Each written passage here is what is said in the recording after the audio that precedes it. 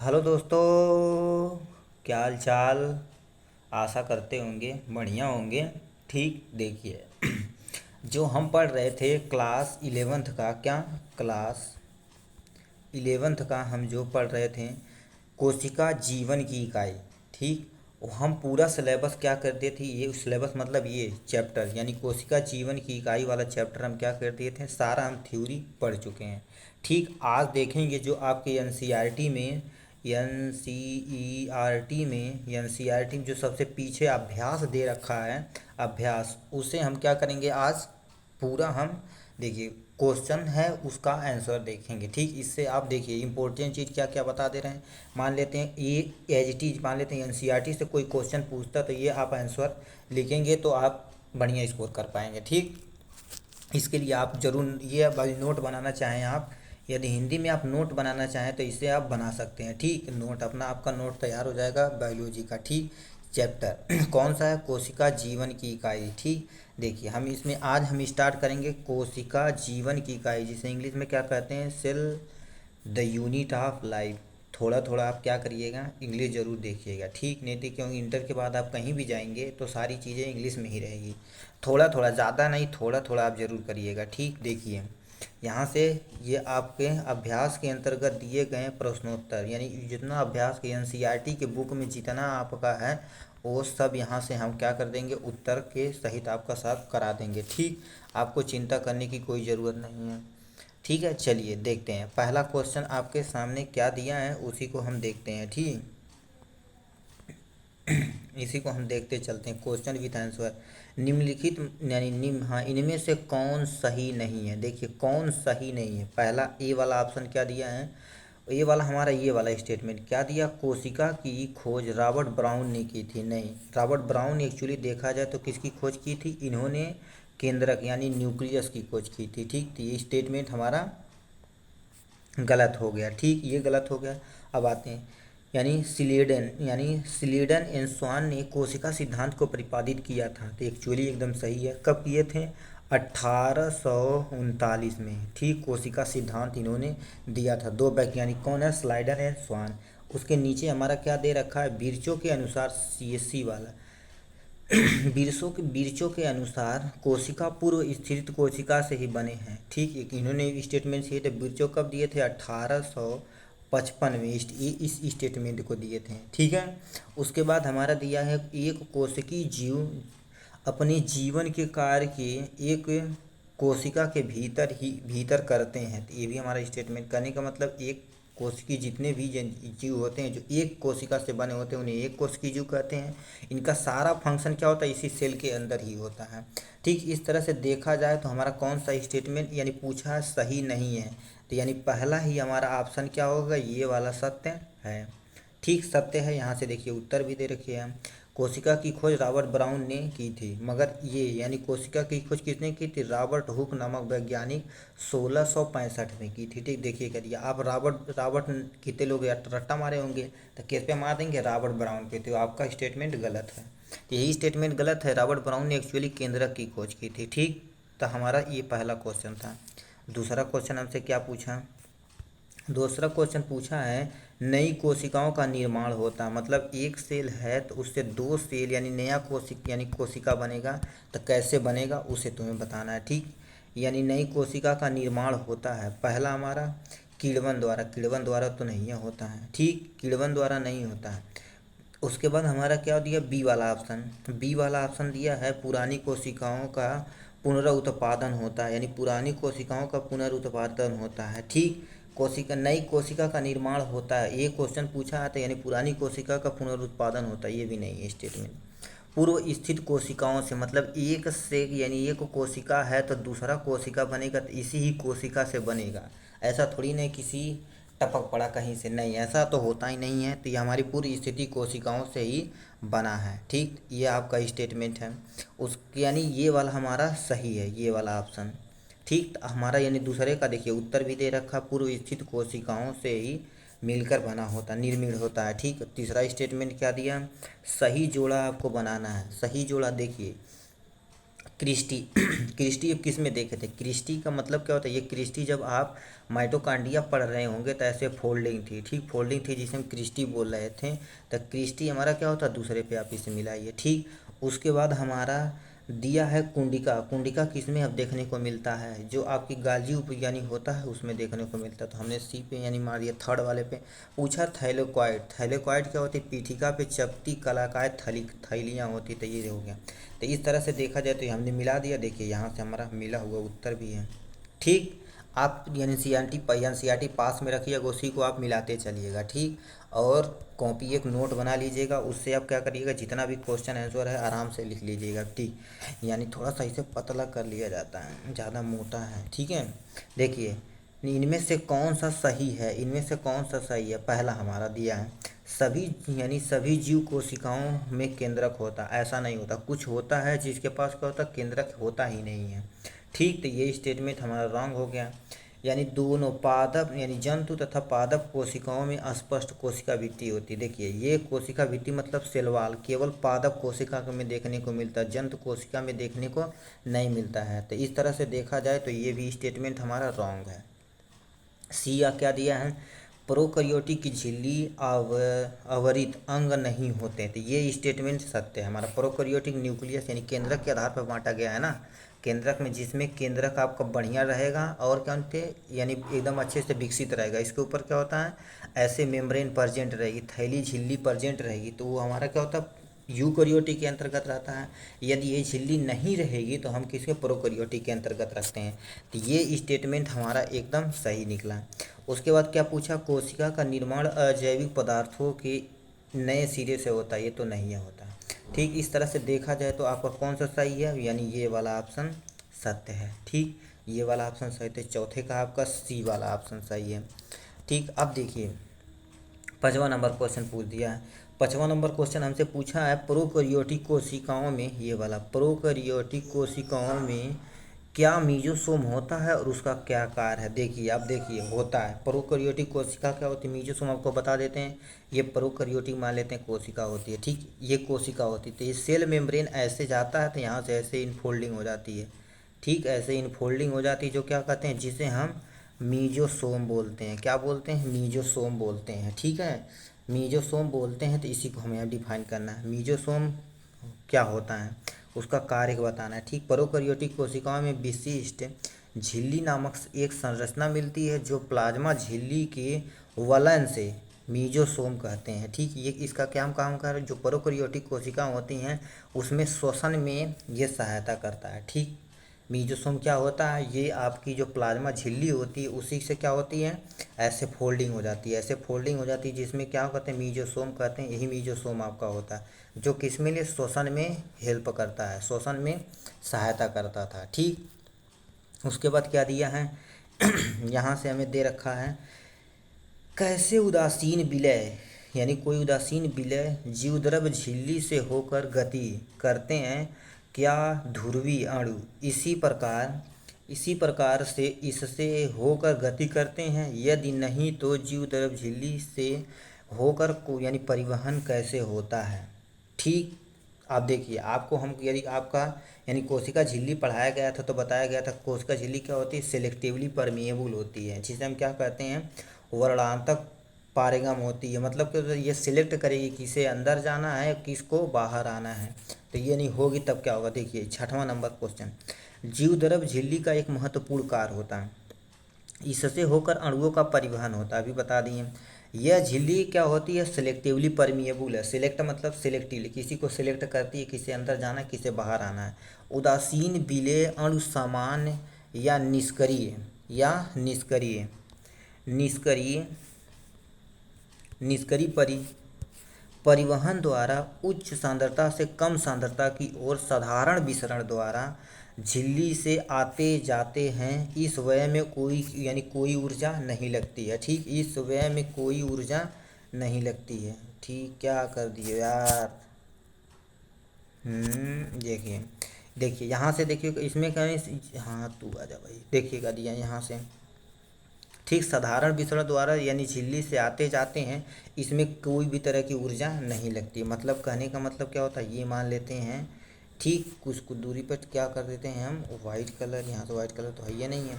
ठीक, देखिए कुछ कुछ जगह पे ऐसे क्या होता है, ऐसे ऐसे पोर होता है। ठीक, ऐसे ऐसे पोर होता है जो क्या होता है, जो मान लेते हैं सांद्रता के साथ, यानी सांद्रता विसरण मतलब समझते हैं विसरण कैसे को होता है, उच्च से हाई की तरफ। जैसे आपका मान लेते हैं यहाँ पर पानी ज़्यादा है और पानी इधर कम है, तो बताओ पानी किधर से जाएगा, कम से ज़्यादा से कम की तरफ होता है। तो उसी तरह से विसरण भी उसी तरह से होता है, इसमें कोई भी ऊर्जा नहीं होती। मारे बहू, जैसे तुम टंकी रख दियो, ठीक, टंकी रख दियो, टंकी में टोटी लगा दियो, तो ऐसा थोड़ी ना टंकी खोल दे तो पानी गिर जाता है, इसमें कोई ऊर्जा, मान लेते हैं इसमें कोई ऊर्जा थोड़ी ना देते हैं। मतलब अब तुम्हें टोटी से हम पानी निकाल लिया, टोटी में तुम्हें दोबारा पानी चढ़ाना, तब तो हमें क्या होता है, ऊर्जा देना पड़ेगा, उससे पहले तो देना ही नहीं पड़ेगा।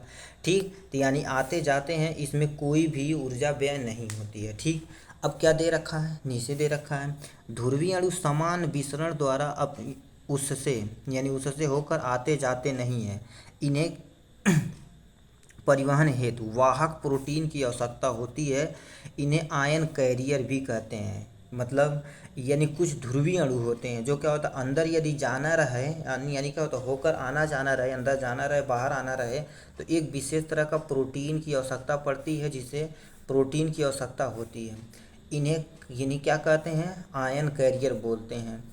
यह इनका देखिए इनका परिवहन समान सक्रिय सक्रिय विसरण द्वारा, तब दो वर्ड आ गया, कौन कौन सा, एक हमारा क्या होता है साधारण विसरण, एक हमारा सक्रिय वितरण। साधारण विसरण में कोई भी तरह की ऊर्जा नहीं लगती है, मगर एक्टिव विसरण में यानी हमें ऊर्जा देने व्यय होती है। ठीक, इसके फॉर्म में एटीपी के फॉर्म में। ठीक, देखिए यानी सक्रिय विसरण होता है, इसमें ऊर्जा व्यय होती है। ऊर्जा किसके फॉर्म में, ऊर्जा एटीपी से प्राप्त होती है। अब एटीपी का फुल नेम क्या होता है, एडेनोसिन ट्राइफॉस्फेट होता है, से प्राप्त होती है।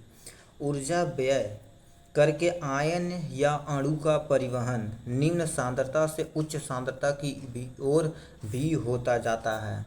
ठीक, ये था आपके किसके बारे में, हाँ, यानी झिल्ली यानी प्लाज्मा झिल्ली के बारे में टोटल, यानी सेल मेम्ब्रेन के बारे में था। ठीक, अब यहाँ से नीचे हम दे रखे हैं दूसरा, तो दूसरा क्वेश्चन क्या पूछ दिया है, 7वां नंबर हमसे पूछ दिया। देखिए 7वां नंबर, तो ये जो रही 7वां नंबर, दो कोशिकीय अंगों का नाम बताइए जो द्विकला से घिरे होते हैं, इनके दो अंगों का क्या विशेषता है और इनकी कार्य लिखिए, और रेखा चित्र क्या होते हैं, चित्र भी बनाइए। अब बायोलॉजी यदि जीव विज्ञान अच्छे से पढ़ रहे हैं तो आप कोई भी चीज़ करिएगा तो एकदम बढ़िया डायग्राम बनाइएगा। ठीक, डायग्राम यदि बढ़िया रहेगा तो उससे आप डिफाइन कर दीजिएगा तो बहुत बढ़िया नंबर पाएंगे।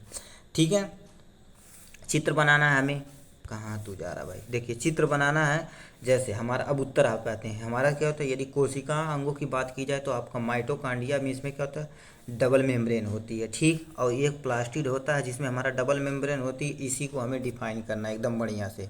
ठीक, देखिए कर दिया, माइटोकांड्रिया तथा लवक द्वि यानी डबल मेम्ब्रेन से घिरे कोशिकांग यानी सेल ऑर्गेनेल होते हैं। ठीक, अब माइटोकांड्रिया के बारे में थोड़ा सा क्या कर लेते हैं, पढ़ लेते हैं। ठीक, देखिए माइटोकांड्रिया को ऊपर करते हैं, इसके बारे में देखिए करिए माइटोकांड्रिया की संरचना, यहाँ से स्टेटमेंट दे रखा माइटोकांड्रिया की संरचना। माइटोकांड्रिया को सर्वप्रथम कलिकन नामक वैज्ञानिक ने देखा था। ठीक, अल्टमान 1894 में इन्हें बायोब्लास्ट कहा। फिर बेंडा जी आए हमारे, कौन, बेंडा 1897 में इन्हें माइटोकांड्रिया कहा। माइटोकांड्रिया को माइटोकॉन्ड्रियोसोम भी कहते हैं। अब दूसरा नाम याद रखिएगा, माइटोकॉन्ड्रियोसोम यदि कहीं लिखा रहा है तो समझिए माइटोकांड्रिया के बारे में बताना है। यह सल्का गोल तथा कणिका रूपी होता है। इनकी लंबाई कितना होती है, 40 माइक्रो तक तथा व्यास 3.5 माइक्रो तक होती है। प्रोकैरियोटिक कोशिकाओं में इनका यानी क्या होता है, इनका अभाव होता है। जो प्रोकैरियोटिक होती हैं उसमें हमारा क्या पाया जाता है, माइटोकॉन्ड्रिया नहीं पाया जाता है। ठीक, यहाँ से डिफरेंस थोड़ा सा आपको पता चल गया। अब यानी परासंरचना जिसे हम अल्ट्रा स्ट्रक्चर, अब स्ट्रक्चर के बारे में, ये था माइटोकॉन्ड्रिया की हिस्ट्री के बारे में थोड़ा सा। ठीक, अब हम देख लेते हैं यानी अल्ट्रा स्ट्रक्चर। अब देखिए करिए, यह दोहरी परत वाली संरचना होती है। यह दोहरी परत वाली संरचना होती है, बाह्य परत चिकनी तथा अंदर की परत अंगुली के समान अनवर्तक होते हैं, जिसे हम क्या कहते हैं, क्रिस्टी बोलते हैं। दोनों परतों के मध्य के स्थान को हम क्या कहते हैं, पेरी माइटोकांडियल स्थान भी कहते हैं। कहने का मतलब क्या होता है, ये माइटोकांड्रिया एक लेयर, दो लेयर, इनके बीच में ये जो जगह पाया जाता है उसे हम, ये वाला जगह जो पाया जाता है पूरा खाली जगह है, जिसमें हम क्या कर रहे हैं, दूसरा कलर फिलअप करते हैं यार, बेइज्जती करा रहे हैं। देखिए करिए, ये दो लेयर हैं, इसके बीच में मान लेते हैं ये जो बीच वाला जगह है, बीच वाला जगह ये जो हम रेड कलर का दिखा रहे हैं आपको, रेड कलर का दिखा रहे हैं, ये जो जगह होती है उसे हम क्या कहते हैं, पेरी माइटोकांडियल स्थान बोलते हैं। ठीक, समझ में आया। ये आउटर लेयर होती है, ये इनर लेयर होती है, इनके बीच में जो जगह होती है इसे हम क्या कहते हैं, पेरी माइटोकांडियल स्थान कहते हैं।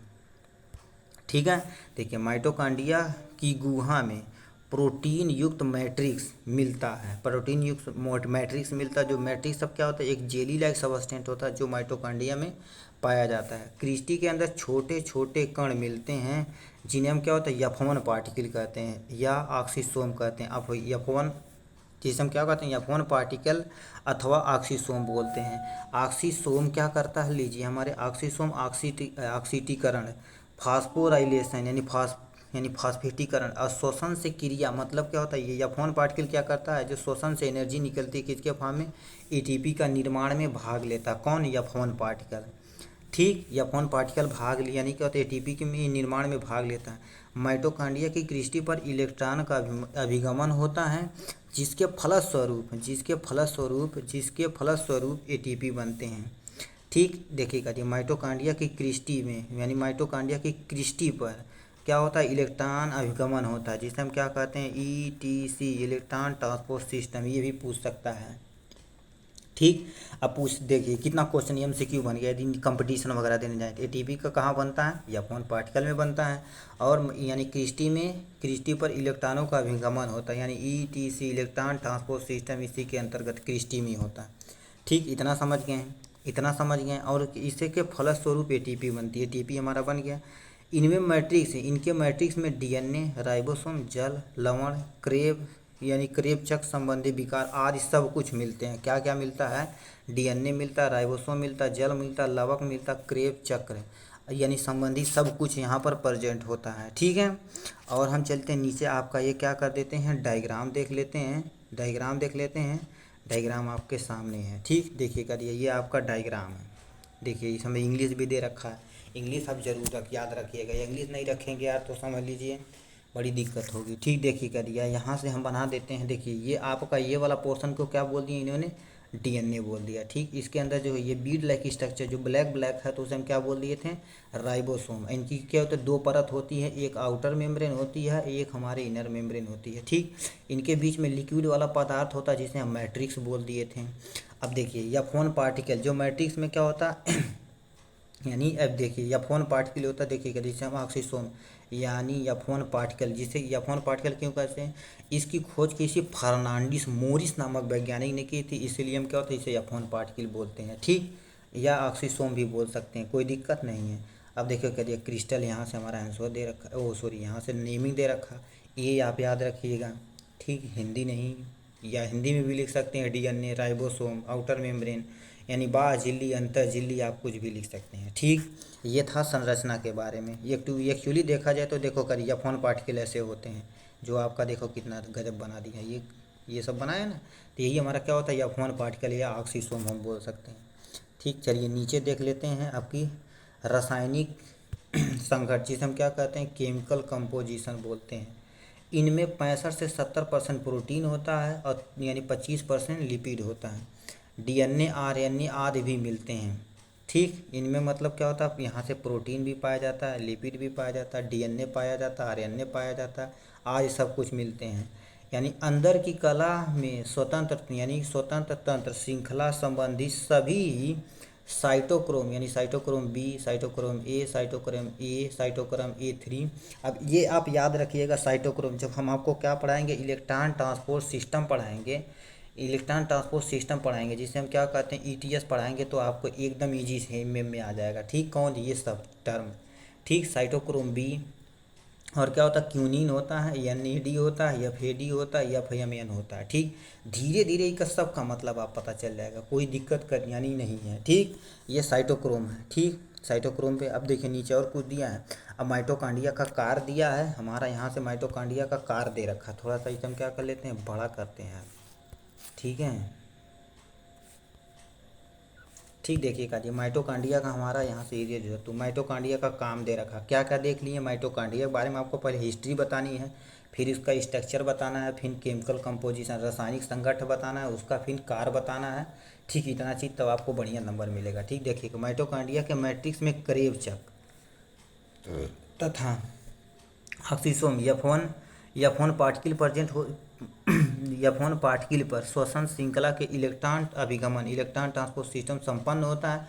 इससे हमारी क्या होती है, ATP की यानी ATP संचित होता है। ATP को हम क्या कर देते हैं, गतिज ऊर्जा में प्रदान होती है, जो हमारा यानी कोई भी माइटोकांड्रिया है तो उसे इसलिए हम क्या होते हैं, powerhouse of the cell. अब हमारे सेल को क्या चाहिए, ATP चाहिए, जिसे हम क्या कहते हैं, यानी कोशिका का मुद्रा किसे कहते हैं, ATP को बोलते हैं। ATP का फुल नेम याद रखिए, एडेनोसिन ट्राइफॉस्फेट। यदि ATP रहे तो, अब ADP रहे मतलब ADP, एडेनोसिन डाइफॉस्फेट बोलते हैं। ठीक है, इतना हमारा, इसलिए हम क्या होते हैं, powerhouse of the cell बोलते हैं। ठीक, माइटोकांड्रिया स्वद्विगुणित की क्षमता होती है। अब ये हमारा पॉइंट है, स्वद्विगुणित क्षमता क्या होती है, मतलब आपका माइटोकांड्रिया खुद एक से क्या होता है, दो बना सकता है, क्योंकि इसके पास खुद का DNA है, खुद का RNA है, खुद की सारी चीज़ें हैं, तो इसीलिए क्या कर सकता है, राइबोसोम, ये सारी चीज़ें इसके अंदर प्रेजेंट है, तो एक से दो आप बनाने में कोई दिक्कत ही नहीं होगी।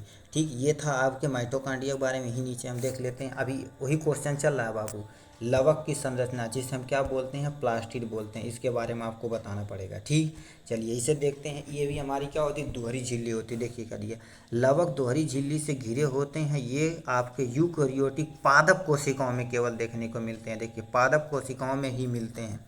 ये है कवक में नहीं मिलते हैं। अब देखिए किसने किया था, हैकल नामक वैज्ञानिक 1865 में इसकी खोज की थी, तथा सिम्पर ने इसे प्लास्टिड नाम दिया था। ठीक, प्लास्टिड नाम दिया था। ये 3 प्रकार के होते हैं, कौन, ल्यूकोप्लास्टिक, क्रोमोप्लास्टिक और क्लोरोप्लास्टिक। ठीक, ल्यूकोप्लास्टिक के बारे में हम देख लेते हैं। ल्यूकोप्लास्टिक क्या होता है, ये आपके संचयी लवक होते हैं। ये लवण न होने के यानी कारण से ये रंगहीन होते हैं। इनमें ये जो कोई भी रंग नहीं होता, जैसे आलू देखें कोई रंग नहीं होता, वही तक। ये 3 प्रकार के होते हैं। पहला हमारा एमाइलोप्लास्ट, जिसे हम क्या होते हैं, स्टार्च बोलते हैं। ठीक, और हमारा इचियोप्लास्ट जो आपका वसा संरचनी होता है। अब एक होता है प्रोटीनोप्लास्ट, जो प्रोटीन का स्टोरेज करता है। ठीक, प्रोटीन का संचय यानी संश्लेषण करता है। ठीक है, अब कोई दिक्कत तो नहीं होगी। चलिए अब देखते हैं दूसरा हमारा क्या है। आपका दूसरा यहाँ से देखिएगा, क्लोरोप्लास्ट क्या होता है, सॉरी क्रोमोप्लास्ट। ये है यानी क्या होता है, रंगीन लवक है। समानता पुष्प की पंखुड़ियाँ, फल, रंगीन पत्तियाँ आदि में देखने को मिलती हैं। ठीक, भूरे शैवाल जो आपके थियोप्लास्ट लाल शैवाल, यानी जो आपके जो भूरे शैवाल होते हैं किसके कारण से, थियोप्लास्ट के कारण। अब लाल शैवाल जो होते हैं रोडोप्लास्ट के कारण। प्रकाश संश्लेषी जो होते हैं उसमें क्या होता है, क्रोमेटोफोर होता है। आप क्या क्या याद रखिएगा, एक स्टेटमेंट, ये भूरे शैवाल किसके कारण से होते हैं, थियोप्लास्ट, और लाल शैवाल किससे होते हैं, रोडोप्लास्ट। अब जो प्रकाश संश्लेषी जीवाणु होते हैं उसमें क्या पाया जाता है, क्रोमेटोफोर पाया जाता है।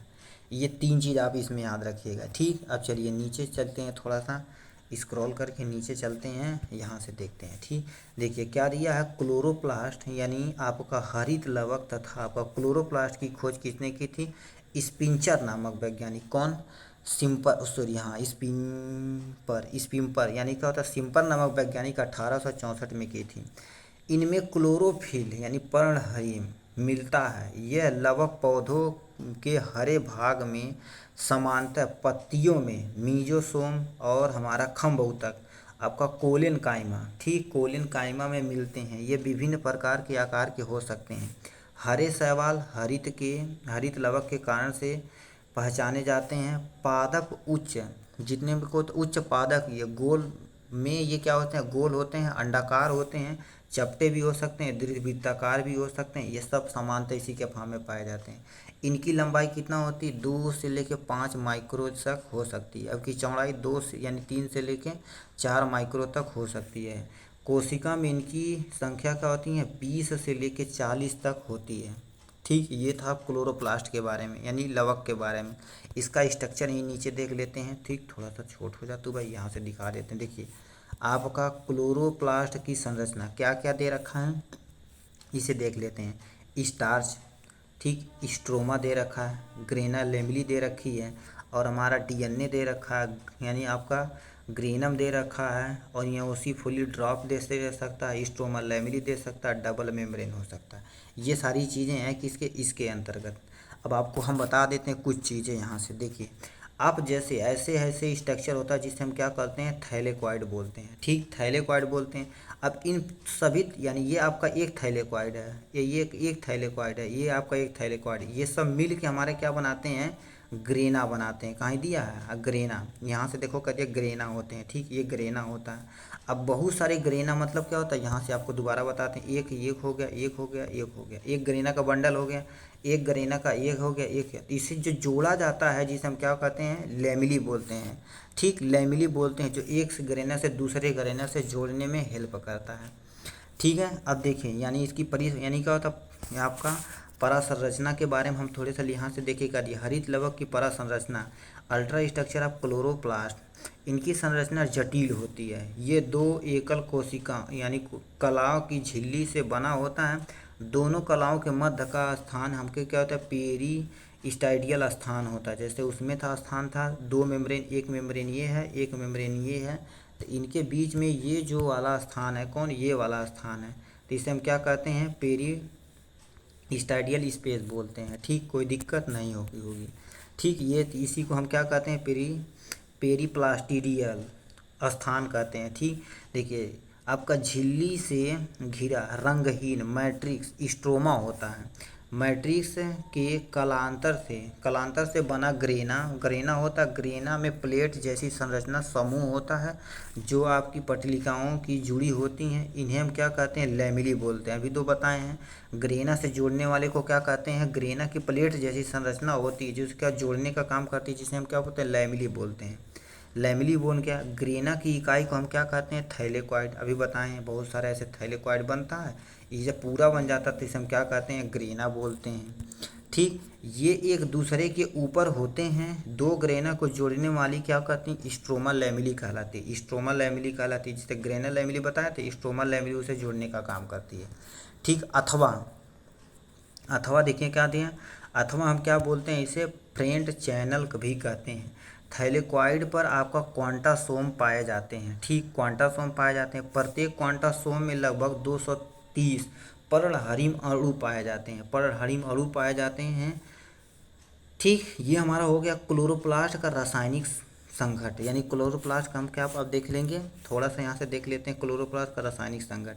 देखिए केमिकल कंपोजिशन ऑफ क्लोरोप्लास्ट, इसमें क्या होता है, 40 से 50% प्रोटीन होता है, और 23 से आपका 25% फास्फोलिपिड होता है, और 3 से लेकर 10 पर्णहरिम होता है, 5% आपका आरएनए होता है, और हमारा पर्णहरिम हो गया, और इसमें आरएनए 0.2 से लेकर 0.1% तक होता है। डीएनए 1 से 2 होता है। यानी क्या होता है, कैरोटीन विभिन्न प्रकार की यानी विभिन्न बीकर यानी एंजाइम पाए जाते हैं। विटामिन, धातु, ये सारी चीज़ें पाए जाते हैं। जैसे यमजी हो गया, एफी हो गया, सीयू हो गया, यमएन हो गया, यानी जेडएन हो गया। ठीक, ये सारी चीज़ें उसमें देखने को मिलती हैं। अब हम देख लेते हैं लगे हाथे क्या, क्लोरोप्लास्ट का कार्य। उसके बाद यहाँ से हम आपको, ये आपका क्वेश्चन ख़त्म हो गया। ठीक, क्वेश्चन ख़त्म हो जाएगा। देखिए क्लोरोप्लास्ट का कार्य यानी फंक्शन ऑफ क्लोरोप्लास्ट। देखिए क्लोरोप्लास्ट का मुख्य कार्य क्या होता है, प्रकाश संश्लेषण करना, फोटोसिंथेसिस करे, प्रकाश संश्लेषण करेगा तभी तो भोजन बनेगा। ग्रेना में प्रकाश संश्लेषण की प्रकाशीय क्रिया तथा स्टोमा में अप्रकाशीय क्रिया होती। कहने का मतलब अब 2 क्वेश्चन बन गया। ग्रेना में प्रकाश संश्लेषण की प्रकाश की क्रिया होती है, और स्ट्रोमा में अप्रकाश की क्रिया होती है। प्रकाश की क्रिया में जल अपघटन से ऊर्जा निकलती है जो तथा तथा अप्रकाशिकी अभिक्रिया में आपका कार्बन डाइऑक्साइड स्वांगीकरण होता है। भोजन बनाने के दायित्व होने के कारण इन्हें हम क्या होता है कोशिका का किचन भी कहते हैं, जिसे हम क्या होता है रसोई कहते हैं। अब दो क्वेश्चन, कोशिका का किचन किसे कहते हैं? क्लोरोप्लास्ट को। रसोई किसे कहते हैं? क्लोरोप्लास्ट की लीफ जो होती है उसमें पाया जाता है। ठीक, अब यहाँ से स्ट्रक्चर देखिए, ग्रेना तथा स्टोमा की संरचना दे रखा है। ठीक, ये आपका बी वाला थी, देखिए ये आपका स्टोमा लैमेली है। देखिए यहाँ से देखो क्या दिया, यहाँ से ल्यूकस हो गया, मार्जिन हो गया, फिर यानी फ्लैट चैनल हो गया, फ्लैट मेम्ब्रेन हो गया, ये सारी चीज़ें इसके अंदर प्रेजेंट होती हैं। ठीक, आप वो वाला डायग्राम बनाइएगा, ये समझने के लिए केवल बनाया गया है। ठीक, अब नीचे कौन कितना क्वेश्चन है? नीचे एक क्वेश्चन है हमारा दे रखा है, प्रोकैरियोटिक कोशिकाएं क्या होती हैं? ठीक, प्रोकैरियोटिक कोशिका के बारे में थोड़ा सा पढ़ लेते हैं। प्रोकैरियोटिक कोशिका क्या होती हैं? ऐसी कोशिकाएं जिनमें सत्त केंद्रक मतलब केंद्रक कला नहीं पाया जाता है तथा केंद्रक में पाए जाने वाले प्रोटीन, न्यूक्लिक अम्ल, डीएनए तथा आरएनए केंद्रक कला के अभाव में कोशिका द्रव्य साइटोप्लाज्म में संपर्क में रहते हैं, प्रोकैरियोटिक कोशिकाएं कहलाते हैं। कहने का मतलब क्या होता है? सत्त यानी सत्त न्यूक्लियस आपका नहीं पाया जाता, केंद्रक नहीं पाया जाता, केंद्रक में पाए जाने वाले जो क्या प्रोटीन होते हैं, न्यूक्लिक अम्ल होते हैं, डीएनए आरएनए, उसका भी अभाव होता है। ठीक, उसे हम क्या कहते हैं? प्रोकैरियोटिक कोशिका बोलते हैं। इनमें एक ही घेरेदार क्रोमोसोम होते हैं, मतलब एक ही घेरेदार क्रोमोसोम होता है। इनमें हिस्टोन प्रोटीन नहीं होता है, हिस्टोन प्रोटीन नहीं होता है। इनमें राइबोसोम कितने प्रकार का? 70 प्रकार का पाया जाता है। इन कोशिकाओं में अनेक कोशिकाएं यानी केंद्रिका, गाल्जिका, माइटोकांड्रिया, अंतःप्रदीप्त जालिका आदि नहीं होते हैं।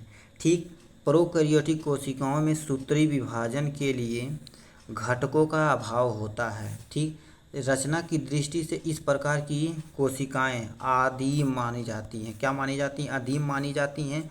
जीवाणु कोशिका, नीली हली शैवाल कोशिका में प्रोकैरियोटिक कोशिका का उदाहरण है। ठीक, प्रोकैरियोटिक कोशिका के बारे में हम बता दिए और किसका एग्जाम्पल भी बता दिए। ठीक, आप ऐसे यानी शॉर्ट स्क्रीन लेके क्या कर सकते हैं? नोट बना सकते हैं। ठीक, चलिए ऊपर करते हैं हम। ठीक, उसके बाद इतना मतलब ये आपका नीचे आपका इतना छोटा कर देते हैं डायग्राम। देखिए आप स्क्रीनशॉट ले सकते हैं इसे। ठीक है, देखिए यहाँ से आप एक स्क्रीनशॉट ये ले सकते हैं और नीचे ये डायग्राम दे रखा है, ये दे सकते हैं। डायग्राम को हम बता देते हैं। देखिए कहते हैं नीली हरी शैवाल है और हमारी जीवाणु कोशिका है। नीली हरी शैवाल और जीवाणु कोशिका एक देखिए यहाँ से दे रखा। ठीक, पहला स्टेटमेंट एक भी पढ़ते हैं। मीजोसोम पढ़ चुके हैं, जो श्वसन में काम करता है। देखो फोल्डिंग हो रही थी कि नहीं यहाँ, उसके बारे में हम बता दिए मीजोसोम। राइबोसोम क्या होता है? प्रोटीन फैक्ट्री होता है। साइटोप्लाज्म के बारे में बता चुके हैं। प्लाज्मा मेम्ब्रेन के बारे में बता सके हैं। यहाँ से देखिए क्या न्यूक्लियस आपका केंद्रक मतलब लेस डेवलप होता है, जिसे हम क्या कहते हैं? न्यूक्लियोइड बोलते हैं। सेल वॉल यहाँ से प्रेजेंट हो गया। फ्लैजेला प्रेजेंट हो गया, जो लोकोमोशन में हेल्प करता है, गति करने में हेल्प करता है। और हमारा का नीला हरा शैवाल यहाँ से देख रहा है। इससे पर न्यूक्लियोइड है, फोटोसिंथेटिक लैमेली है, राइबोसोम प्रेजेंट है, ये आपका लेम्लियोसोमा है, प्लाज्मा मेम्ब्रेन है, सेल वॉल है और का स्लाइम लेयर प्रेजेंट होता है। ठीक है, इतनी चीज़ें प्रेजेंट होती हैं। अब यहाँ से देखिएगा यहाँ में दे रखा बहुकोशिका यानी बहुकोशिकी जीवों में श्रम विभाजन की संख्या कीजिए यानी व्याख्या कीजिए। सॉरी, व्याख्या करना है। ठीक, देखिए करिए। एक कोशिकी यानी बहुकोशिकी पूछा है। ठीक, यानी पूछा है एक कोशिकी जीवों में समस्त जैविक क्रियाएं जैसे श्वसन, गति, प्रचलन, पोषण यानी जनन और उत्सर्जन, जनन आदि सब एक ही कोशिका में हो जाता है। इनमें कई कार्य संपन्न करने हेतु समानतः विभिन्न अंग नहीं होते हैं। बट यदि हम देखा जाए बहुकोशिकी के बारे में, किसके बारे में? बहुकोशिकी के बारे में देखिए करिए। कुछ एक कोशिकीय जीवों में लैंगिक जनन भी पाया जाता है। ठीक, लैंगिक जनन पाया जाता तभी तो होता है। ठीक, अब मगर हमें क्या होता है? बहुकोशिकी के बारे में देखना है। सरल कोशिकाएं यानी सरल बहुकोशिकाएं जैसे अस्पंजन में विभिन्न जैविक कार्य अलग अलग प्रकार की कोशिकाओं द्वारा संपन्न होते हैं, लेकिन आवश्यकता पड़ने पर कोशिका अन्य कार्य भी संपन्न कर सकता है। इन कार्यों के विभाजन व श्रम विभाजन अस्थायी नहीं होता है। जैसे आपका संघ सिलेंट्रेटा पढ़ चुके होंगे कि सदस्य के कोशिका विभिन्न जैविक क्रियाओं के लिए विशिष्टीकरण हो जाती हैं, यानी क्या होता है? विशिष्टीकरण हो जाती हैं। यह अन्य कार्य संपन्न नहीं करती हैं। इन्हें श्रम विभाजन कहते हैं। ठीक, श्रम विभाजन मतलब एक यहाँ से सिलेंडरेटा तो एक ही काम करेगा। ठीक, एक ही काम का कर दिया कि मतलब एक ही काम करेगा, अब कोई काम नहीं करेगा, तो यानी श्रम विभाजन उसे बोलते हैं। ठीक, श्रम विभाजन की परिकल्पना सर्वप्रथम किसने किए थे? हेनरी मिल यानी हेनरी मिलने एडवर्ड ने एचएम यानी एडवर्ड ने प्रस्तुत किया था। ठीक, विभिन्न कार्यों को संपन्न करने के लिए कोशिकाएं ऊतक तथा ऊतक तंत्र का निर्माण करती हैं। समान कार्य करने वाली कोशिकाएं में संरचना और समानता पाई जाती है, सही पाई जाती। इसका तात्पर्य यह है कि कोशिकाओं में कार्यकी विभिन्न यानी फिजियोलॉजिकल डिफरेंस होता है के अनुरूप संरचनात्मक और आपका अति भिन्न यानी स्ट्रक्चरल एंड हिस्टोलॉजिकल डिफरेंस भी पाया जाता है। क्या होता है? इनके स्ट्रक्चर में भी अलग अलग हो सकता है। ठीक, ये था किसके बारे में? आपके बारे में, यानी बहुकोशिका का बहुकोशिकी के बारे में। ठीक, इनका क्या होता है? डिफरेंस हो सकता है। अब नीचे दे रखा है हमारा क्या, एक स्टेटमेंट 10वां नंबर क्वेश्चन आपके सामने यहाँ पर है। ये अब छोटा छोटा नीचे क्वेश्चन है। ठीक, देखिए देख रखा है आपका कोशिका जीवन की मूल इकाई है, संक्षिप्त टिप्पणी लिखिए। यानी जो चैप्टर का नाम है वही कोशिका यानी कोशिका जीवन की मूल इकाई है, क्यों है उसे तुम्हें बताना पड़ेगा। ठीक, देखिएगा दिया, कोशिका शरीर निर्माण की इकाई नहीं बल्कि जीवन की कार्यिक इकाई भी है। जीव की सभी क्रियाएं कोशिका में ही कार्यों के समन्वय होता है। मतलब क्या होता है? एक यानी सेल है, मतलब कोई काम करना तो सेल में समन्वय होगा तभी तो होगा।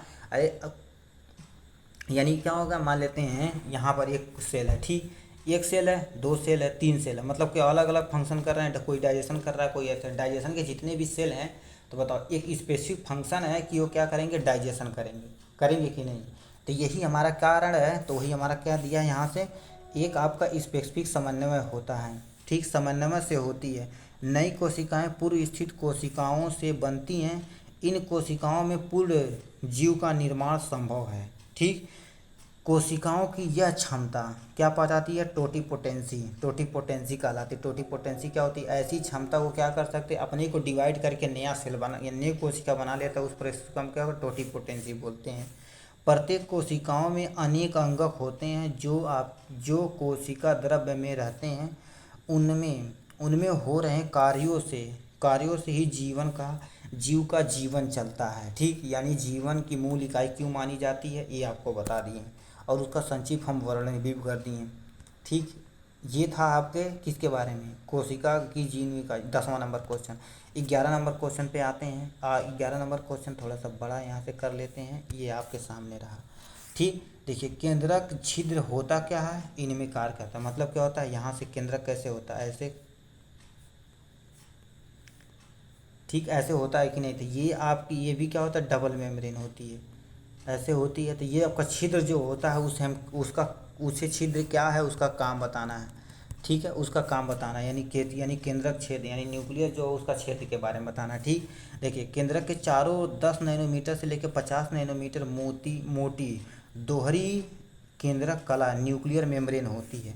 दो झिल्ली कलाओं के मध्य स्थान को हम क्या कहते हैं? पेरी केंद्रीय स्पेस यानी पेरी न्यूक्लियर स्पेस कहते हैं। कहने का मतलब क्या होता है? एक लेयर ये हो गया, एक लेयर ये हो गया, इनके बीच में ये जो लेयर पाया जाता है उसे हम क्या कहते हैं? ये जो का बीच में जगह जो पाया जाता है उसे हम क्या कहते हैं? पेरी केंद्रीय स्थान बोलते हैं। ठीक, समझ में आ गया होगा। चलिए कलर चेंज कर लेते हैं। ठीक, देखिए पेरी केंद्रीय यानी स्थान कहते हैं। ये लगभग 100 से 300 एंगस्ट्रॉम मोटी होती है। ठीक, केंद्रक कला पर अनेक सूक्ष्म छिद्र होते हैं। इनमें केंद्रक छिद्र न्यूक्लियर पोर कहते हैं। केंद्रक का व्यास लगभग 400 से लेकर आपका 1000 एंगस्ट्रॉम मोटा होता है। कितना? 400 से लेकर 1000 एंगस्ट्रॉम होता है। प्रत्येक कला का संबंध कोशिका द्रव में स्थित अंतःप्रदीप्त जालिका एंडोप्लाज्मिक रेटिकुलम से होता है। ठीक, मतलब ये न्यूक्लियस है, न्यूक्लियस के नीचे क्या होता है? ऐसे एंडोप्लाज्मिक रेटिकुलम था कि नहीं, जो आपका स्मूथ एंडोप्लाज्मिक रेटिकुलम और रफ एंडोप्लाज्मिक रेटिकुलम के बारे में था। ठीक, यहाँ की रेटिकुलम होती है। अब इनका कार्य हम देख लेते हैं। केंद्रक में निर्मित विभिन्न प्रकार के आरएनए अणु विशेषक करके कौन है? यमआरएनए केंद्रक कला छिद्रों से होकर कोशिका द्रव्य में पहुंचते हैं और प्रोटीन संश्लेषण की महत्वपूर्ण भूमिका निभाते हैं। ठीक, कहने का मतलब क्या होता है, ये मान लेते हैं ये कोशिका है, कोशिका के अंदर क्या है, ये आपका केंद्रक यानी न्यूक्लियस है। तो ये क्या करते हैं, आपका यमआरएनए जो है, यहाँ से यमआरएनए क्या करता है, आपकी ये आपका देखिए करिए ये जो पोर्शन है क्या होता है, इसे हम क्या कहते हैं, कोशिका द्रव्य कहते हैं। तो आपको यहाँ से सूचना लेकर आएगा कि आपको तुम्हें प्रोटीन बनाना है। तो जब प्रोटीन बनेगा तब क्या करता है, प्रोटीन में प्रोटीन संश्लेषण के भूमिका निभाता है। ठीक, ये था आपका केंद्रक के छिद्र के बारे में और उसका कार्य। यहाँ पर आप क्या केंद्रक भी बना सकते हैं। ठीक, आपको देखिए कहते केंद्रक कैसे बनाइएगा, ऐसे करिएगा, ये जो छिद्र प्रेजेंट है, ये जो छिद्र प्रेजेंट है, इसके बारे में नाम लिख दीजिएगा। इसमें एक क्रोमेटिन हो गया, जो डायग्राम बनाएंगे तो बढ़िया नंबर पाएंगे आप। ठीक, उसके बाद यहाँ से कार्य हो गया और हमारा यहाँ से देख लेते हैं किसको, लवक तथा रसधानी के बारे में। ठीक, किसके बारे में, लवक तथा रसधानी के बारे में। देखिए 12 नंबर क्वेश्चन हमसे क्या दे रखा है, 12 नंबर क्वेश्चन दे रखा है लयनकाय तथा रसधानी दोनों अंतः झिल्लीमय संरचना है। ये तो ठीक है, परंतु इनकी कार्य की दृष्टि से ये अलग होते हैं, इन पर टिप्पणी लिखिए। ठीक, चलिए हम लाइसोसोम के बारे में देख लेते हैं। ठीक, लयनकाय के बारे में देख लेते हैं। लयनकाय क्या होता है, एकल झिल्ली युक्त थैली संरचना होती है जो गाल्जी काय में बनती है, जो आपकी गाल्जी काय से बनती हैं। इनमें हाइड्रोलिटिक विकार होते हैं, जैसे लाइपेज, यदि कोई आपका लिपिड है तो उसे डाइजेशन कर देगा। ऑप्टिएज आदि आदि जो आपका अम्लीय पीएच से में सक्रिय होते हैं। ये क्या करते हैं, ये विकर यानी कार्बोहाइड्रेट, प्रोटीन, वसा, न्यूक्लिक अम्ल आदि का पाचन करते हैं। ठीक, पाचन करते हैं। और हमारा रसधान यानी वैक्यूल के बारे में। ठीक, वैक्यूल के बारे में यहाँ से देख लेते हैं। ठीक, वैक्यूल ये रसधानी के बारे में थी, दूसरा हमारा वैक्यूल है।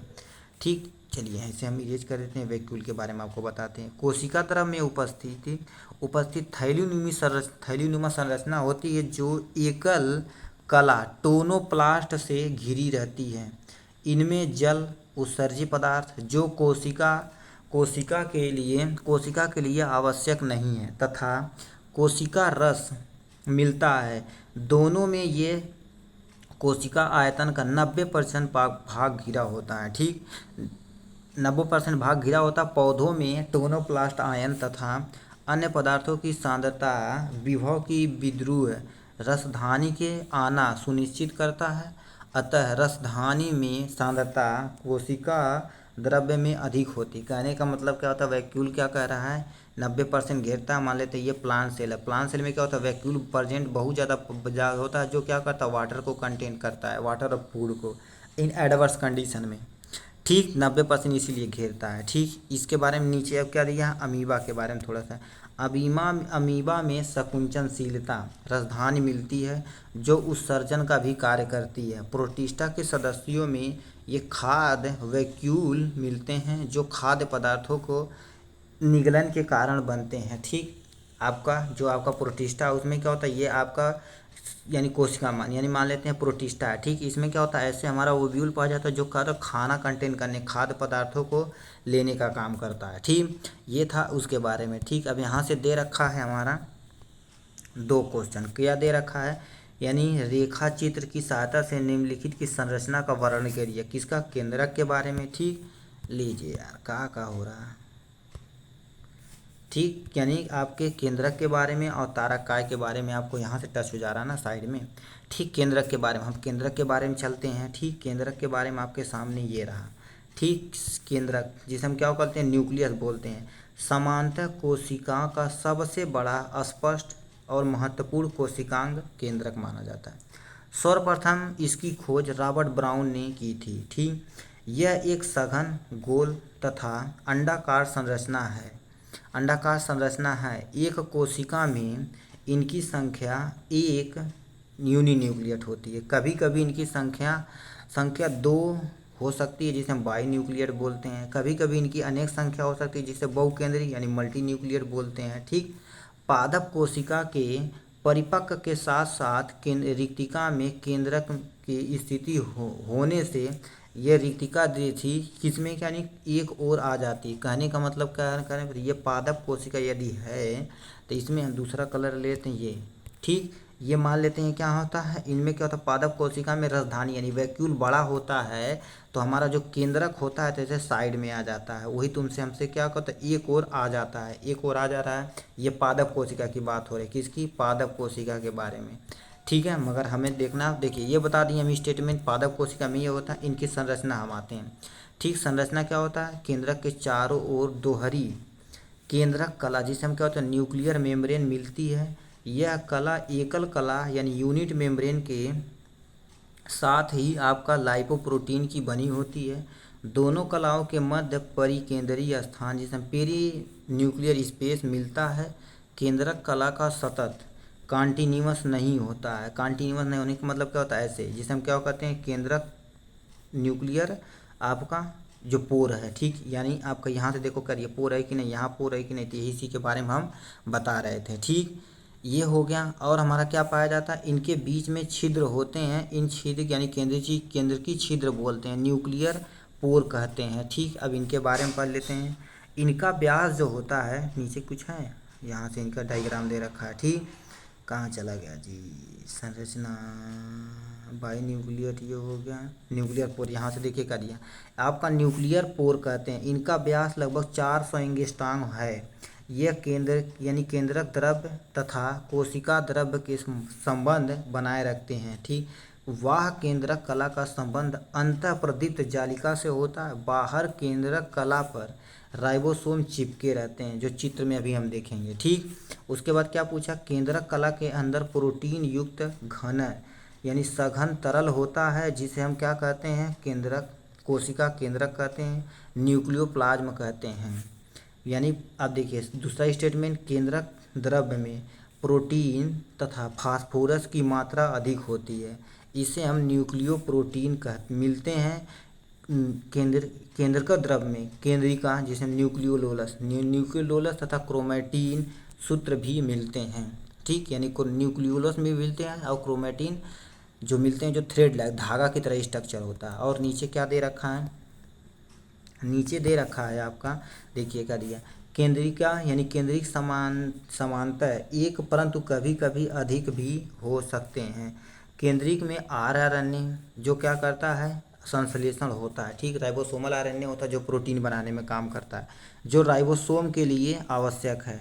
ठीक, केंद्रीय कोशिका का विभाजन के समय ये लुप्त हो जाते हैं। ठीक, क्रोमैटिन सूत्र, क्रोमैटिन थ्रेड समानतः सामान्य अवस्था में जाल के रूप में रहते हैं। इनकी कुछ भाग अभिरंजक में गहरा रंग लेते हैं, जिसे हम क्या होते हैं, हेट्रोक्रोमैटिन कहते हैं।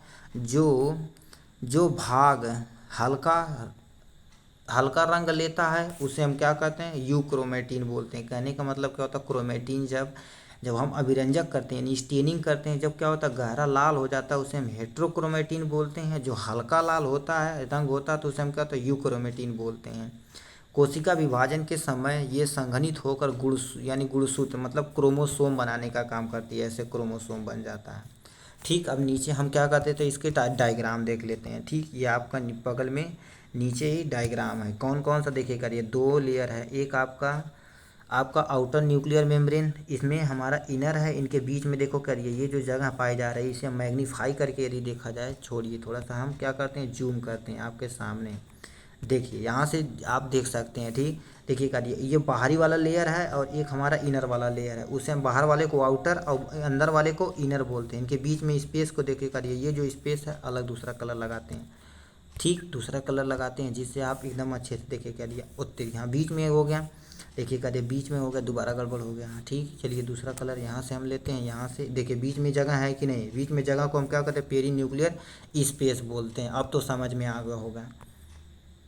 ठीक, चलिए अब और बता दिए। और यहाँ से क्या होता है, ये 2 हो गया, और यहाँ से देखिए न्यूक्लियर पोर होता है। न्यूक्लियर पोर भी हम आपको क्या कर देते हैं, जूम करके दिखा देते हैं। पोर देखिए यहाँ से हमारा देखो क्या दिया, यहाँ से एक आया था, यहाँ से हमारा एक चल गया था, बीच में ये जो जगह है जिसे हम क्या कहते हैं, न्यूक्लियर पोर बोलते हैं। ठीक, यहाँ से ये जो जगह है न्यूक्लियर पोर, दूसरा कलर हम यूज करते हैं, यहाँ से आपको दिखाने के लिए यहाँ से देखिए करिए, ये न्यूक्लियर पोर यही होता है। ठीक, अब इसी के जस्ट नीचे हमारा देखिए करिए, ये आपका न्यूक्लियोलस यहाँ से प्रेजेंट है। ठीक, अब यदि हम क्रोमेटिन थ्रेड, ये आपका जो ऐसे देखिएगा धागा नुमा ऐसे ऐसे उलझा हुआ है, वही हमारा क्या होता है, क्रोमेटिन थ्रेड है। इसे एक्चुअली यदि दिखाया जाए तो यानी देखो करिए के बगल में यहाँ से काट के दे रखा है, किसे, यहाँ से। ठीक, जो पोर हम बता रहे थे ऐसे एक्चुअली पोर होता है। ठीक, अब क्रोमेटिन थ्रेड भी हम देख सकें, कैरियोसोम है इसमें अंदर प्रेजेंट है, देखो करिए यहाँ पर कैरियोसोम है। आप केवल 2-4 नाम याद रखिएगा, कौन कौन, देखिए हम आपको बता देते हैं 2-4 नाम। आप ये नाम रखिएगा, आउटर और इनर, इनके बीच वाला जगह को क्या कहते हैं आपका, और न्यूक्लियोपोर, आपका न्यूक्लियोलस और आपका क्रोमेटिन थ्रेड, ये याद रखिएगा तो आपका बहुत काम हो जाएगा। ठीक, और सब क्या होता नहीं रखेंगे तब भी, मगर ये 2-4 नाम याद रखिएगा। ठीक, ये था केंद्रक और इसके संरचना के बारे में। ठीक, अब यहीं लगे हाथ हैं, हम इसका कार्य देख लेते हैं, इतना कार्य है। ठीक, ये बहुत अच्छा दे रखा है। ठीक, देखिए केंद्रक का कार्य, केंद्रक के मुख्य कार्य होते हैं, पहला हमारा संपूर्ण कोशिका की संरचना, संगठ व कार्यों का निरंतर तथा निगमन करने का काम करता है। ठीक, मतलब को होता कोई सेल के अंदर कोई भी काम होना है तो इसकी इजाज़त के बिना नहीं होगा। डीएनए पर उपस्थित संदेह mRNA के रूप में कोशिका द्रव्य में पाए जाते हैं और यहाँ प्रोटीन के रूप में अनुवादित होता है। ठीक, अब ये दो था, तीसरा हम चलते हैं नीचे, आपका यहाँ से दे रखा है। ठीक, तीसरा क्या दे रखा है, प्रोटीन में विभिन्न बीकर यानी एंजाइम बनते हैं जो विभिन्न उपापचयी क्रियाओं को नियंत्रित करता है। ये तीसरा हो गया। चौथा क्या था, विभाजन के समय उत्तरदायी केंद्र का उत्तरदायी बहुत ज़्यादा होता है, बहुत इंपॉर्टेंट होता है। ठीक, अनुवांशिकी पदार्थ डीएनए केंद्रक में मिलता है, संतति में लक्षण इसी के द्वारा पहुंचाते हैं, मतलब एक जनरेशन से दूसरे जनरेशन में, एक पीढ़ी से दूसरे पीढ़ी में जो जनरेशन पहुंचता है केंद्रक के द्वारा पहुंचता है। ठीक, और क्या पूछा, नई संतति में जीन भी लक्षणों को पहुंचाने तथा संगठित रूप स्वरूप प्रदान करने भी में हेल्प करता है। ठीक, ये था टोटल केंद्रक के बारे में। अब लगे हाथ हम क्या कर लेते हैं, यहीं पर हम तारक काय के बारे में पढ़ लेते हैं। ठीक, तारक काय के बारे में पढ़ते देखिए, तारक काय प्राय जंतु कोशिकाओं में केंद्रक के समीप पाया जाता है। कुछ शैवाल तथा यहाँ से यार कुछ चीज़ें छूटी दी जा रही हैं। ठीक, यहाँ से मगर छूटना नहीं। देखिए कवक आदि की पादप कोशिकाओं में भी तारक काय पाया जाता है। कहने का मतलब क्या होता है, ये जंतु कोशिका के केंद्रक के समीप पाया जाता है। कुछ शैवाल हो गए तथा कुछ कवक हो गए, यानी पादप कोशिका के तारक भी पाए जाते हैं। ठीक, यानी तारक काय में 2 आपका सेंट्रियोल पाया जाता है। प्रत्येक सेंट्रियोल में 9 जोड़े त्रिक तंतु यानी ट्रिपलेट फाइबर से बना होता है। प्रत्येक त्रिक तंतु में 3 सूक्ष्म नलिकाएं यानी माइक्रोट्यूब्यूल एक रेखा में स्थित होता है। यह त्रिक तंतु क्या करते हैं, एमार्फस पदार्थों से धंसे होते हैं। सेंट्रियोसोम के चारों ओर स्वच्छ कोशिका द्रव्य का आवरण होता है, जिसे हम इन्हें हम सेंट्रोस्फियर बोलते हैं। क्या बोलते हैं, सेंट्रोस्फियर बोलते हैं। यानी सेंट्रियोल तथा सेंट्रोस्फियर मिलकर आपके तारक काय कहलाते हैं। ठीक, सेंट्रोमियर कहलाते हैं। ठीक, यानी आपका तारक काय हम देख लिए इतना। ठीक, अब इसके नीचे हमारा क्या होता है, यहाँ से देखिएगा संरचना दे रखा है, थोड़ा सा छोटा इसे करते हैं, यहाँ से आपको समझते हैं इसके बारे में। देखिएगा दिया म्यूजियल दे रखा है, ये मेम्ब्रेन दे रखा है, पेरीफेरल दे रखा है, ट्रिपलेट होता है। देखिए ट्रिपलेट के फॉर्म में 1 2 3 के फॉर्म में होता है। ठीक, और 3 के फॉर्म में होता है, ऐसे देखिए यहाँ से प्रेजेंट है, 1 हो गया, 2 हो गया, 3 हो गया, 3 के फॉर्म में हमारा ट्रिपलेट के फॉर्म में प्रेजेंट होता है। ठीक, 3 नलिका यहाँ से देखिए बता दिए, 1 हो गया, 2 हो गया, 3 हो गया, ट्रिपलेट के फॉर्म में हो गए। ठीक, आपका यानी क्या होता है, सेंट्रल स्पेस होता है। देखिए करिए आउटर मैट्रिक्स और इनर मैट्रिक्स, 2 मैट्रिक्स इसके अंदर प्रेजेंट होता है। ठीक, यहाँ से देखिए दे रखा है। ठीक है, और क्या दे रखा था, यानी आपका 9 सेट होता है। देखिए करिए 9 सेट में प्रेजेंट होते हैं। ठीक है, 9 सेट के फॉर्म में प्रेजेंट होते हैं। अब इसका हम कार्य लगे हाथे ही देख लेते हैं, यानी क्या होता है। अब देखिए यहाँ से तारक काय के कार्य हैं, तारक काय के क्या कार्य हैं, यह कोशिका विभाजन के समय स्पिंडल फाइबर का निर्माण करता है। जब आपका कोशिका विभाजन पढ़ाया जाएगा तब आपको बताया जाएगा। ठीक, मगर हम यहाँ से बता देते हैं, मान लेते हैं ये हो गया। ठीक, तो देखिए करिए आपका एक क्रोमोसोम ऐसे होता है, एक क्रोमोसोम ऐसे होता है, तो इसे जोड़ने का काम करते हैं, ऐसे ऐसे ऐसे जो होता है, यही हमारा सेंट्रोसोम ही करता है। ठीक है, सेंट्रोसोम करता है। देखिएगा ये जो विपरीत ध्रुवों को निर्माण में हेल्प करता है, अपोजिट साइड पे यानी खींचने का काम करता है, यही काम करता है। शुक्राणु के समय दोनों सेंट्रियोल में से एक शुक्राणु जो एक्जियल फिलामेंट का निर्माण करता है, एक्जियल फिलामेंट का निर्माण करता है, ये कौन, सेंट्रोमियर, सेंट्रियोसोम, जिसे हम क्या करता है, तारक काय बोलते हैं। ठीक है, अब इससे लगे नीचे हम क्या कर लेते हैं, लास्ट एंड फाइनल, ये जो रहेगा ये आपका लास्ट एंड फाइनल है। ठीक, आप बहुत जुड़ चुके हैं, जो जुड़ने के लिए बहुत बहुत धन्यवाद। आप कुछ जरूर सीखे होंगे। ठीक, देखिए क्या दिया, गुणसूत्र क्या है, गुणसूत्र बिंदु की स्थिति के आधार पर गुणसूत्र का वर्गीकरण किस रूप से होता है, उत्तर देने हेतु आपको क्या बताना है, चित्र भी बताना है। ठीक, चलिए हम गुणसूत्र पहले पढ़ लेते हैं। ठीक, क्रोमोसोम, इसके बारे में पढ़ लेते हैं। ठीक, थोड़ा सा हम यहाँ से देखिएगा दिया, गुणसूत्र बिंदु क्या होता है, पहले इसके बारे में पढ़ते हैं। प्रत्येक गुणसूत्र दो अर्ध गुणसूत्र या क्रोमेटिड से बना होता है। अब क्रोमेटिड बड़ा आ गया, देखिए ये आपको कहाँ मिटा रहे हैं। ठीक, देखिएगा दिया, ये आपका सेंट्रोमियर हो गया। ठीक, सेंट्रोमियर हो गया। अब देखिएगा दिया, ऐसे हम जो होता है, ये जो होता है इतना वाला पार्ट, उसे हम क्या कहते हैं, क्रोमेटिड बोलते हैं। इतना वाला पार्ट क्रोमेटिड बोलते हैं। ठीक, आप समझ गए होंगे। तो ये बीच वाला जो होता है इसी के बारे में पढ़ना। गुणसूत्र के दोनों क्रोमेटिड गुणसूत्र बिंदु जिसे हम सेंट्रोमियर के द्वारा परस्पर जोड़े रहते हैं।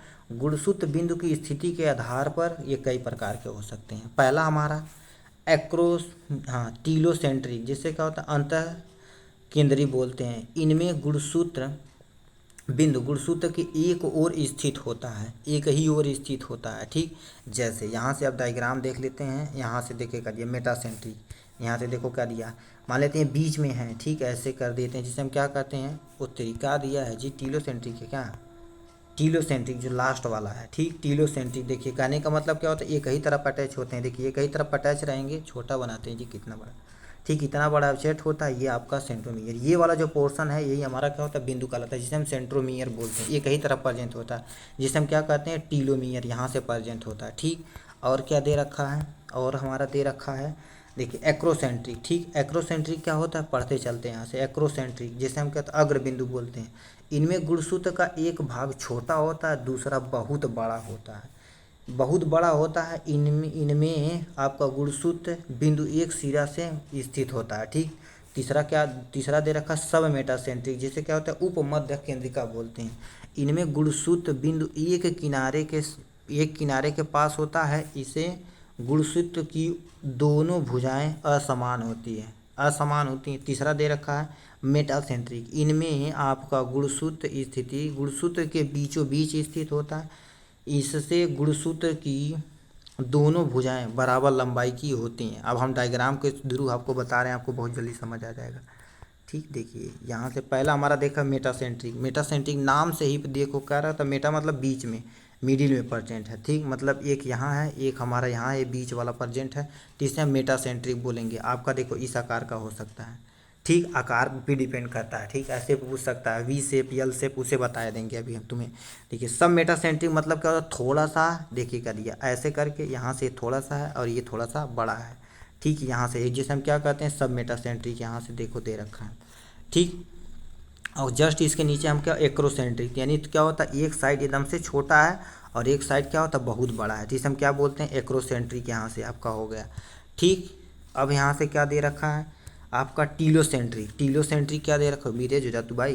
टीलोसेंट्रिक मतलब क्या होता है, यहाँ से एक ही साइड में क्या होता है, सारी चीज़ें प्रेजेंट होती है, जिसे हम क्या कहते हैं, टीलोसेंट्रिक के अंतर्गत कहते हैं। ए सेंट्रिक मतलब उसमें सेंट्रोमियर पाया ही नहीं जाए तो उसे हम क्या बोलेंगे, ए सेंट्रिक बोलेंगे, जो सबसे नीचे प्रेजेंट है। ठीक, ये था आपका पोजीशन के आधार पर। अब यहाँ से नीचे क्या दे रखा है उसे हम थोड़ा सा देख लेते हैं। जब गुणसूत्र बिंदु जिसे सेंट्रोमियर नहीं पाया जाता है तो गुणसूत्र को हम क्या बोलते हैं, एसेंट्रिक बोलते हैं, जो सबसे नीचे दे रखा है। सेंट्रोमियर पाया ही नहीं जाता तो उसे हम एसेंट्रिक बोलते हैं। जब गुणसूत्र बिंदु की संख्या 2 या अधिक होती है तो उसे हम क्या कहते हैं, डाइसेंट्रिक बोलते हैं। यानी आपका गुणसूत्र की संख्या 2 या 2 से अधिक बोलते हैं तो उसे हम डाइसेंट्रिक बोलते हैं, या आपका पॉलीसेंट्रिक भी कह सकते हैं। कुछ गुणसूत्र में आपका द्वि सेकेंडरी कॉन्ट्रैक्शन भी पाया जाता है। इस प्रकार के गुणसूत्र को हम क्या कहते हैं, सेट क्रोमोसोम बोलते हैं। कौन सा क्रोमोसोम, सेट क्रोमोसोम। अब सेट क्रोमोसोम आप यदि पूछेगा तो क्या बताइएगा, जिसमें हमारा द्वितीयक संकीर्णन पाया जाता है, उस प्रकार के गुणसूत्र को हम क्या, सेट क्रोमोसोम कहते थे।